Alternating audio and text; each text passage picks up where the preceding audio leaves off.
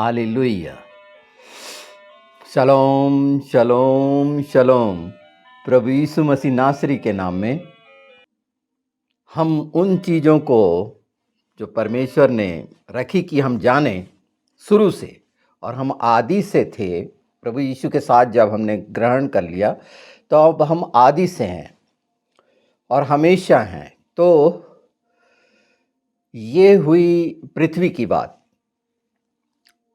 आदि अनंत समय जो हमने पिछली बार जाना, वहाँ परफेक्ट टेंस है हमारे लिए। भूत भविष्य जब हम इस पृथ्वी पे आए, इस पृथ्वी पर रह रहे हैं, यहाँ के समय के अनुसार हम भूत भविष्य और वर्तमान पर जा रहे हैं। जबकि अगर हम स्वर्गीय स्थानों में देखें तो वहाँ पर ऐसा नहीं है। वहाँ फुल परफेक्ट टेंस में बात है, ये भूत भविष्य की नहीं है। इस बात को हम थोड़ा सा समझ लें। और अभी बीच में जब एक वीडियो आएगा उसमें आप 25 इलूल के बारे में जानेंगे। ये मैं अहम ही नहीं कह रहा हूँ, व्यर्थ में नहीं कह रहा हूँ। ये वो चीज़ें हैं जो आपको मालूम होनी चाहिए, और ये हमारे पिता की है, बाप की है, उसकी हमको हर बात मालूम होनी चाहिए, क्योंकि उसकी वसीयत के हकदार हम हैं। तो हमें मालूम रहना चाहिए हर बात। तो उसके साथ हम कैसे हैं, हमारे चाल चलन, हमारे रिलेशनशिप या उन चीज़ों के लिए। तो बहुत सारी चीज़ें जो हम सोचते हैं कि हमारे अनुरूप नहीं हो रही हैं। इस पृथ्वी पर जितना कुछ है जब बनाया गया, वो स्वर्ग से भी ज़्यादा है यहाँ पर सारा कुछ, क्योंकि ध्यान पूरा पृथ्वी पर है ना परमेश्वर का। वो सारी चीज़ें तो हैं पर हम पर है ना, क्योंकि हम मुख्य हैं और हम पृथ्वी पर हैं। और पहला काम जो बोला गया कि उजाला हो, और वो हुआ, और अलग किया गया, ये मैं बार बार बोल रहा हूँ। तो वो पहला दिन था और वो 25 इलूल था। आज जब मैं इस बात की रिकॉर्डिंग कर रहा हूँ तो आज सितंबर की 13 तारीख है, और तीसरा दिन है 25, 26 और 27 इलूल। और इस बात का मतलब भी बहुत अच्छे से समझ लीजिए कि जो पहले बार बोले गए परमेश्वर के द्वारा और जो अस्तित्व में आया, उसमें 7 शब्द थे। उन 7 शब्द जो हिब्रू के हैं वो मैं बताऊंगा, पर इसके पहले के जो 2 दिन बीते हैं उसके बारे में भी हम समझ लें, और उसकी जो मुख्य बात है उसको जानना जरूरी है कि परमेश्वर ने पहले दिन को अच्छा कहा, दूसरे दिन को कुछ नहीं कहा, तीसरे दिन को 2 बार अच्छा कहा। आज के दिन को, आज का जो दिन बना हुआ था, यहाँ हम सालगिरह नहीं मना रहे हैं परमेश्वर के राजी, सालगिरह वाला नहीं है। ये वो समय है जिसमें हम रह के, अगर हम रहना चाहेंगे, हमारी आत्मा रहना चाहेगी। और इस विषय पे कुछ बिंदुओं पर मैंने पवित्र आत्मा के द्वारा रोशनी डाली है कि हम नियति को समझें कि हम किस मुकाम पर उसको ले जाते हैं। यानी जो आज हमको जीवन मिला है, जो अगर हम मानते हैं कि हमको जीवन मिला है, तो वो आप उसको कितना बेशकीमती मानते हैं, और उसका अतीत और भविष्य से, क्योंकि हम पृथ्वी पर हैं, तो उस जीवन को हम कैसा ले रहे हैं, इस जीवन को हम किस, इसकी मुख्यता को कैसा ले रहे हैं, इसका मायने क्या है, और हम अपने जीवन के साथ क्या करना चाहते हैं। क्योंकि मैं जीवन की जब बात कर रहा हूं तो तीसरे दिन की बात कर रहा हूं। ये तीसरा दिन, इस एक अध्याय में जो 6 दिन में जो रचना की गई और 7वां दिन ठहराया गया और 7 शब्द दिए गए, और प्रकाशित वाक्य में 7 7 7 7 तुरही से लेके ये सब है ना, हम वहां नहीं जा रहे। पर उसकी, तो आपका जीवन जो आपको मिल गया, मरेपन से छुटकारा, तो आप उसके साथ क्या बर्ताव कर रहे हैं। तो तीसरा दिन जो प्रभु यीशु का जीवित होने का दिन, तीसरे दिन खड़ा करेगी की प्रतिज्ञा, ये वचन बोल रहा है। और उसकी जो अहमियत है उसको हम समझते हैं तो साथ रह के, वचन के साथ रह के, ये शब्दों की बात नहीं कह रहा हूं, वो शब्द थे, वो वचन है। और वचन आत्मा है, ये मैंने बता दिया। और आत्मा विंड है, वायु है, कि अगर आप सोच भी रहे हैं और आपके ओंठों से वो बात की घोषणा भी नहीं हो रही है, तो आत्मा उसकी घोषणा कर रही है। ये मानसिक विकारों के कारण इंसान भ्रमित होता है, और परमेश्वर इन बातों को जानता है। और मेरी आत्मा, परमेश्वर की आत्मा, पवित्र आत्मा, सत्य का आत्मा, जैसे मैं अपने लिए बोल रहा हूं कि वो सब जानते हैं, आपके लिए भी वैसा ही है कि ये बातें जानी जाती हैं और पूरी रीति से, और हम आश्वस्त हैं। तो ये पहला दिन होता है हमारे लिए, जब हम मारे गाड़े जाते हैं, और तीसरे दिन उसके साथ, तो ये हमारा पहला दिन हुआ ना। और जब हमारा पहला दिन ये होता है, तो जो चौथे दिन बनाया गया प्रकाश, चांद तारे, तो प्रकाश में आते हैं। ये कहानियों में नहीं ले जा रहा, क्योंकि परमेश्वर ने अच्छा नहीं कहा, उसको बता रहा हूं दूसरे दिन को। और दूसरे दिन को अलग किया। क्या क्या चीज अलग हुई थी, चलो पढ़ लेते हैं। 6 से, जेनेसिस 6:12। फिर परमेश्वर ने कहा, जल के बीच एक ऐसा अंतर हो कि जल 2 भाग हो जाए। तब परमेश्वर ने एक अंतर बनाकर उसके नीचे के जल और उसके ऊपर के जल को अलग कर दिया, और वैसा ही हो गया। और परमेश्वर ने उस अंतर को आकाश कहा, तथा सांझ हुई, फिर भोर हुआ। इस तरह से दूसरा दिन हो गया। अंतर, अंतर भी आ गया, अलग करने के बाद अंतर। इन शब्दों पर ध्यान जरूर रखना, क्योंकि हम परमेश्वर के वचन, जो बहुत बेशकीमती है, और अहमियत, मैंने जीवन की अहमियत की बात करें कि वो जो पहला दिन है आपके जीवन का, वो मिला है प्रभु यीशु का। तमाम जो अस्तित्व है वो हमने धारण किया है, अगर ग्रहण किया है हमने, तो वो धारण किया है, उसके स्वभाव को धारण किया है, अर्थात तो उसकी समानता और स्वरूप में हमें इस पृथ्वी पर रहकर उस नियति को पूरी करना है। और यहां पर सिर्फ देखरेख अपनी नहीं है, उसका विस्तार है। और उसके विस्तार में आता है भेड़ से लेके प्रकृति, जमीन, आकाश, ये सब कुछ जो अंतर और अलग किया जाना है, तो उस अंतर को खत्म किया जाना, उस अंतर को प्रभु यीशु ने खत्म किए ना। इसलिए आज हमारी तुरंत पहुंच है ना, जहां हजारों करोड़ साल लग जाएंगे ऐसे पहुंचने में, जहां हमारा महायाजक है। ये मैं इस आकाश की बात नहीं कर रहा, उस पैराडाइज की बात कर रहा हूं, स्वर्गीय स्थानों की बात कर रहा हूं। इसको जितने आराम से हम समझें, इसमें कोई जल्दबाजी नहीं है। पहला, दूसरा, तीसरा दिन प्रभु यीशु के साथ हम समझ जाते हैं बपतिस्मे में, है ना। तो क्या क्या अंतर होता है, उस अंतर को खत्म करना, क्योंकि उसे अच्छा नहीं कहा गया था।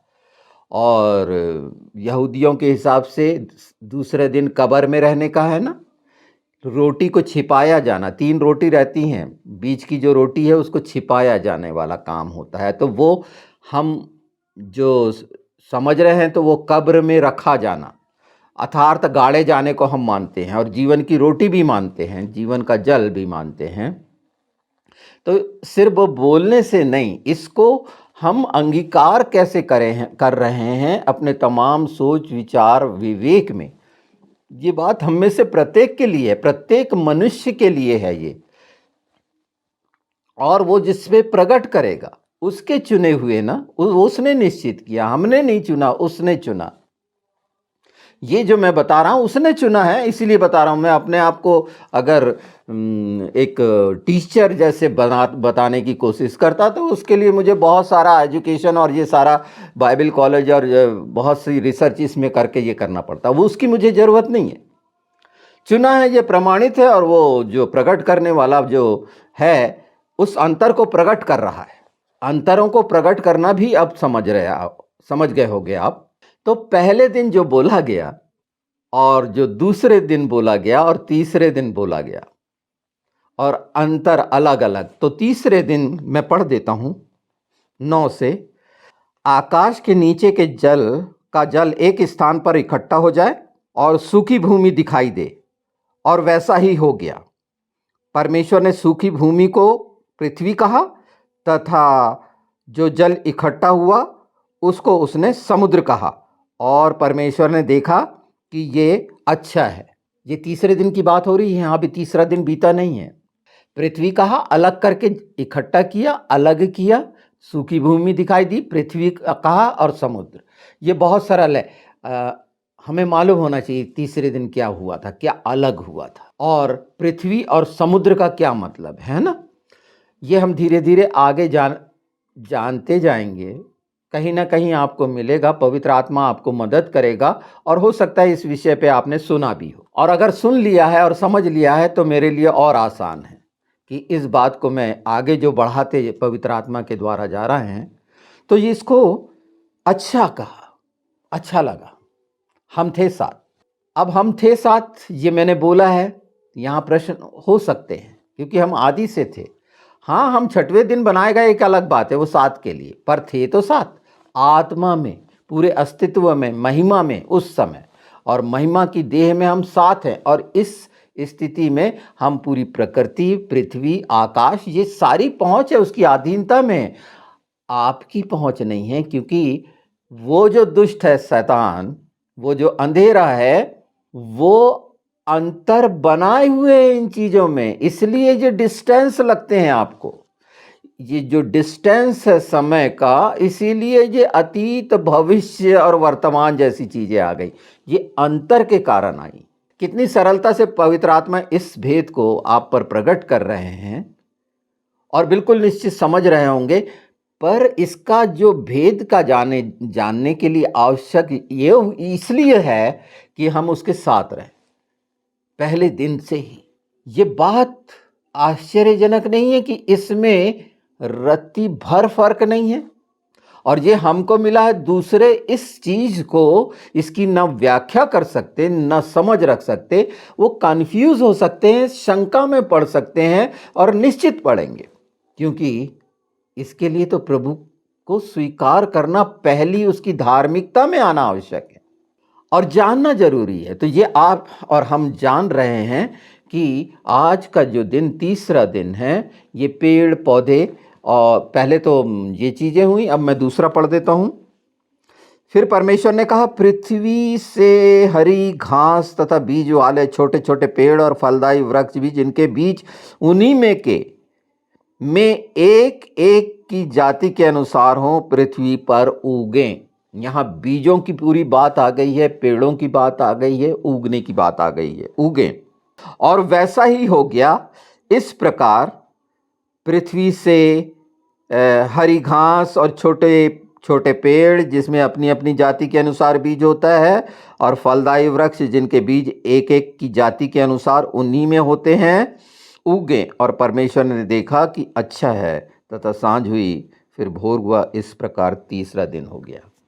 तो आज हम पहले दिन, दूसरे दिन और तीसरे दिन, और बीजों का, और तीसरे दिन का, कि तीसरे दिन क्या हुआ, ये मिला, ये हमको बीज मिला। हम भी वो हैं जो उस फल के कारण, जो हमारा अंतर हो गया था, दूर हो गया था भले बुरे का, और इसीलिए इस अंतर में पड़ने के कारण, ये है वो अंतर भले और बुरे के ज्ञान के पेड़ का, कि जीवन के पेड़ की वो सुहानी हवा। हवा तो आप, ये हवा जब एक पेड़ हिलता है और हवा चलती गर्मी के दिन में, कितना अच्छा लगता है। बहुत सुखद अनुभव होता है। ये आप अंदर महसूस कर सकते हैं क्या? कल्पना में नहीं ले जा रहा हूँ।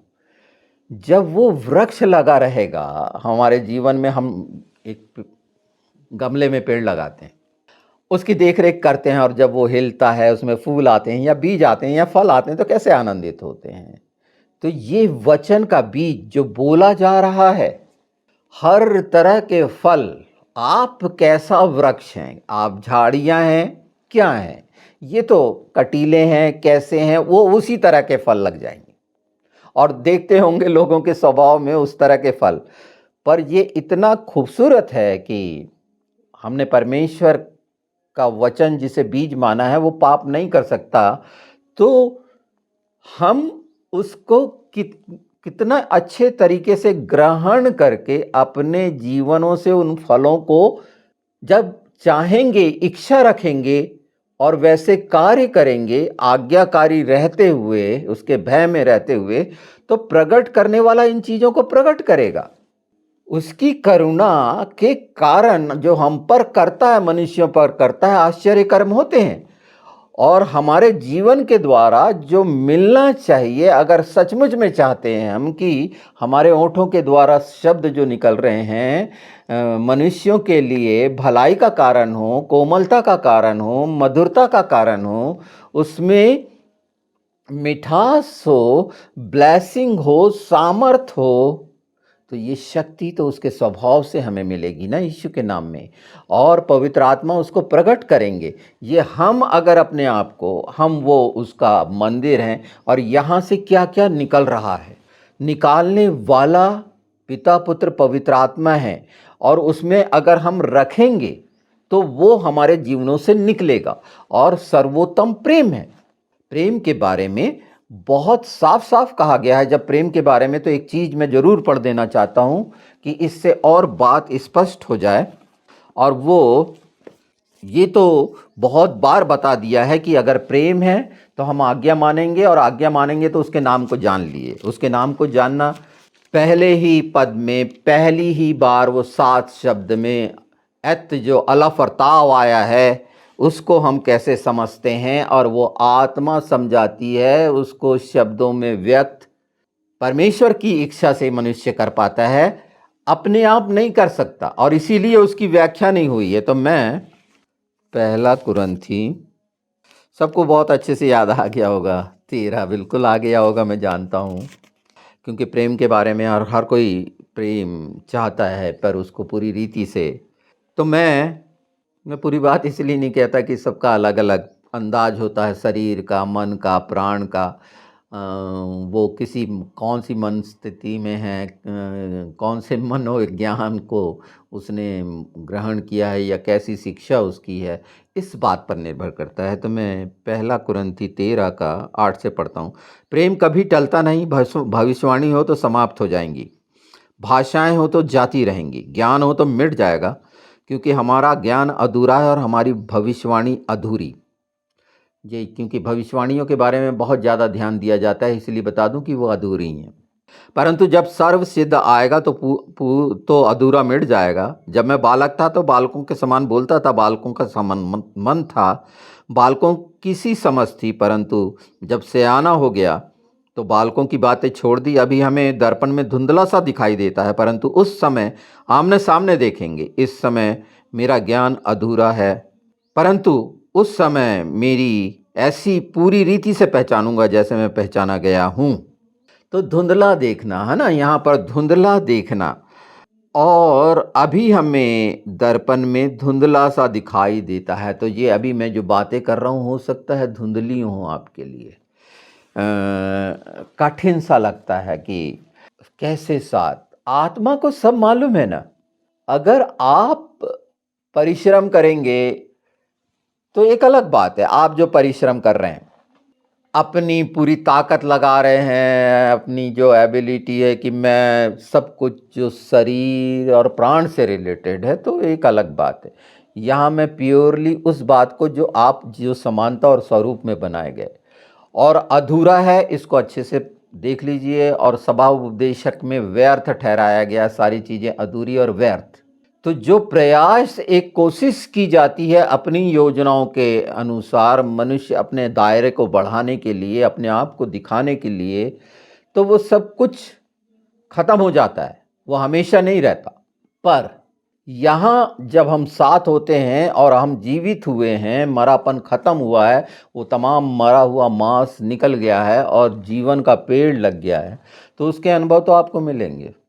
आपके हृदय में जो शीतलता, कोमलता और वो सब चीज़ें आप शरीर में भी, मन में भी, प्राण में भी और आत्मा में भी महसूस करने लगेंगे। उसके लिए पहली शर्त है कि जीवन, और उसके साथ आपका क्या व्यवहार है। और जब तीसरे दिन आप जीवित होते हैं तो वो आपका पहला दिन होता है। तो आज आपका पहला दिन है और आप आज के दिन के लिए क्या, उन सब बातों में कितना उत्साह है, उमंग है, और क्या लग रहा है कि कितनी जल्दी, कैसा मैं इन सारी चीज़ों को ग्रहण कर लूँ। तो ये आपका उतावलापन भी, ये सारा कुछ परमेश्वर जानता है।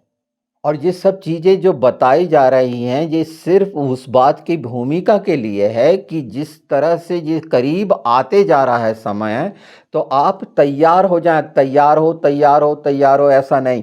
ये आत्मा की तैयारी का और वो मार्ग जो सिर्फ़ प्रभु यीशु की ओर ले जाता है, अनंत जीवन की ओर ले जाता है। आत्मा का मार्ग, अगर उस पे चलेंगे तो यीशु के साथ हैं, यीशु के पीछे हैं, और वो मार्ग ही यीशु के करीब ले जाएगा। वो मार्ग है, उसने कहा मैं मार्ग हूँ, अर्थात हमारी पहुँच। तो ये तीसरा दिन और अंतर को मैंने बता दिया और बीज का भी बता दिया। इससे भी हम जब आगे जाते जाएंगे, इसमें पिछले समय में मैंने बहुत समय से इस विषय पे मैं लगातार बता रहा हूँ, और यहाँ से सेवकाई भी शुरू होती है। और जो पाँचवें दिन का मछली और ये सारी चीज़ों से भर जाना, और ये सेवकाई भी है कि पहले दिन हम क्या थे, तीसरे दिन पहुँच के क्या हुए, फिर हमको बीज मिले और हम आगे जाके बोना और प्रकाश फैलाने वाले, ज्योति देने वाले, अलग अलग तरीके से। पर ये 7 दिन, एक जो 6 दिन हैं हमारे, वो सेवकाई की हैं इस पृथ्वी पर। और उसमें ये जो 24 घंटे का दिन है, इसी को मान के ना चलें, क्योंकि हम इसी को मान के चलने लगते हैं और इसी पर, और ये अतीत और भविष्य वाली चीज़ें जुड़ जाती हैं। अभी की जो स्थिति है, जिस अभिषेक में है, जो उपस्थिति में है, उसके साथ रहकर अंतरों को खत्म करने के लिए यीशु का नाम, पवित्र आत्मा मिला है। और ये सिर्फ इसीलिए है, हम इन चीज़ों को जान और समझ रहे हैं कि उस अंतर को भी समझ जाएं, अलग किए को भी समझ जाएं, और कौन सी चीज़ अच्छी है और किसको हमें कुछ नहीं कहना है। तो यहाँ पर जो शिक्षा है, बुरा नहीं कहा, परमेश्वर ने बुरा नहीं कहा, पर अच्छा भी नहीं कहा। यहाँ वो चुप हो गया। और इसीलिए पवित्र शास्त्र में बार बार कहा गया है कि अपने मुंह पर लगाम लगा। अगर हम चाहते हैं कि सूर्य की गर्मी और ये चंद्र की चांदनी से हमें नुकसान ना हो, जो भजन संहिता 121 में कहा गया है ना, देखिए मैं बता देता हूँ। और उसमें ये बात भी कही गई है, अगर हम इसको देखेंगे तो ज़रूर आप 120 से देखिए इसको, मैं उसके वो हिस्से जो हमारे मन, प्राण, आत्मा को बल, शक्ति, सामर्थ्य और अच्छा लगने का आनंद देता है। तो पहली ही बात 120 में लिखी है, संकट के समय मैंने यहोवा को पुकारा और उसने मेरी सुन ली। हे यहोवा, झूठ बोलने वाले मुंह से और छली जीभ से मेरी रक्षा कर। हे छली जीभ, तुझको क्या मिले और तेरे साथ और अधिक क्या किया जाए। ये हमारे अंदर क्या किया जाए अगर ऐसा है तो। और उसके बाद साफ साफ लिखा है 21 में, देखिए, ना तो दिन की धूप से और ना रात की चांदनी से तेरी कुछ हानि होगी। यहोवा सारी विपत्ति में तेरी रक्षा करेगा और तेरे प्राण की रक्षा करेगा। यहोवा तेरे आने जाने में तेरी रक्षा अब से लेकर सदा तक करता रहेगा। तो यहाँ से शुरुआत हो रही है, ये प्रॉमिस हो रहा है। पर उसके लिए भी, क्योंकि बुराई एक कोढ़ है जिसको मितजोर बोला गया है, और प्रभु यीशु ने आखिरी और मुख्य बात यही तो थी कि बुराइयों से बचा। तो बुराइयों से बचा मतलब अपने ओंठों से सच बोलो, पर बुराई असली हमारे अंदर के ज्वेलस के कारण तो नहीं है, किसी से द्वेष, मन की वो चीज़ों से। क्योंकि छली जीभ कब काम करती है? जब मन में अधिकार में नहीं दिए हैं। तो जो पहला शब्द आया, पहला पूरा पद आया, बराशित, बरा एलोहिम। एलोहिम मतलब त्रिएक, एक अकेला नहीं, एक यूनिट। क्योंकि जहाँ हिम लग जाता है, शिम लग जाता है, वो बहुवचन को दिखाता है अपने आप। यहीं से ये बात साबित होती है। एलोहिम एत शमाइम, आकाश, हेवंस, सिर्फ आकाश नहीं, हेवंस। वियत यहाँ आया है हारस, जो पृथ्वी को कहा गया। ये 7 अक्षर हुए। मैं एक बार फिर बता देता हूँ। बराशित, बरा एलोहिम एत शमाइम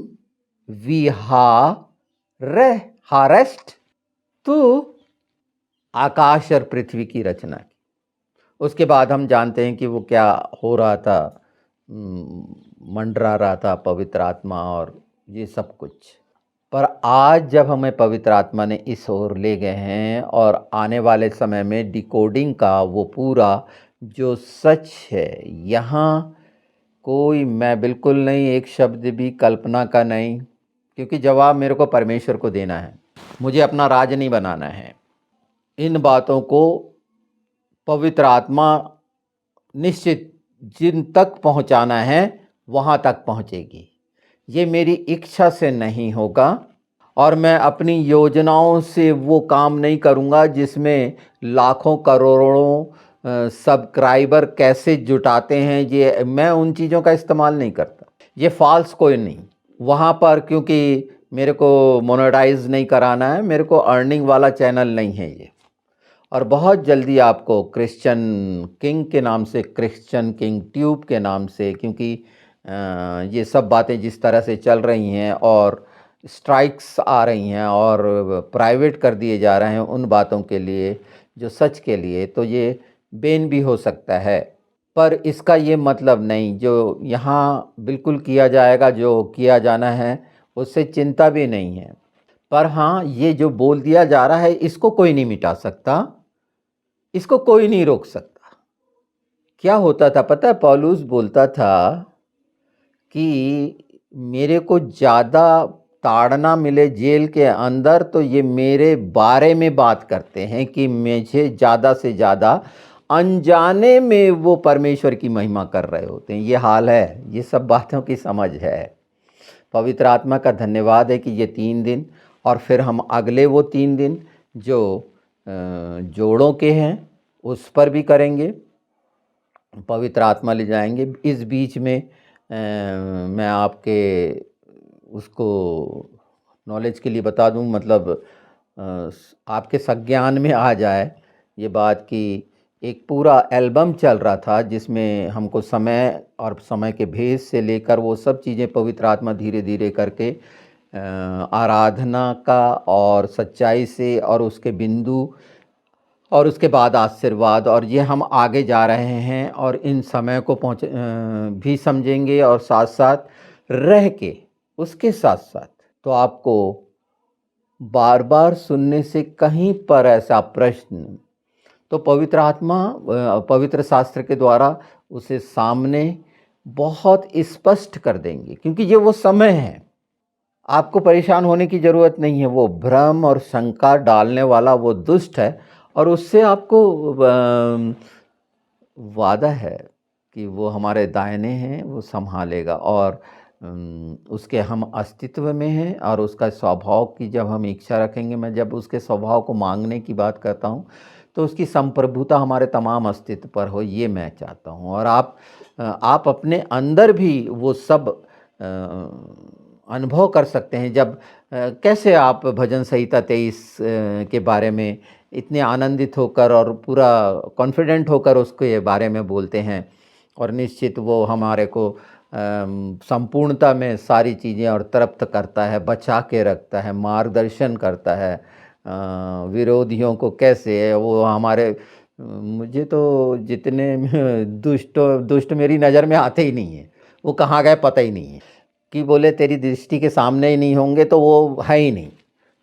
और मिसाल भी बन रहे हैं मसाल के साथ, तो वो सब आप भी मसाल बनेंगे, आप भी मिसाल बनेंगे, और ये सब बातें उसके साथ रहकर आप अपने बहुत प्यारे साथी के साथ नहीं रहने के बाद भी रहते हैं ना। मैंने क्रूस का बताया था कि वो जब उसकी पहचान हो जाती है, सारी चीज़ें उसके साथ हो जाते हैं, तो वहाँ शब्द नहीं होते। वहाँ चीखना, चित्कार कि क्या-क्या हो रहा है, वो अंदर घटित हो रहा होता है। और वो जो आवाज़ की बात मैं कर रहा था, वो आत्मा की आवाज़ है, वो विंड है, वो वायु है, और वही उसकी सुगंध का कारण बनती है यीशु के नाम में। प्रभु आपको इसकी और अच्छी समझ दे कि निश्चित उसकी महिमा के लिए ये सब मिट जाएगा, ये हट जाएंगे, ये पर्दे अंतर जब समझ जाओगे तो ये अलग होना और अंतर, ये सारी चीज़ें हो रही है इस पृथ्वी पर दुष्टता की, वो ये बात को समझ गया है। आप भी जितने जल्दी समझ जाओ तो परिवार में एकता, एकजुटता और मसीह की देह मजबूत करने में, परमेश्वर की महिमा करने में, उस योग्य महिमा करने में, उसकी बड़ाई करने में, और उसके हर दिन को सर्वोत्तम और सर्वश्रेष्ठ बनाने में आपका क्या योगदान है। जीवन इसीलिए तो दिया गया है। सबको शालोम।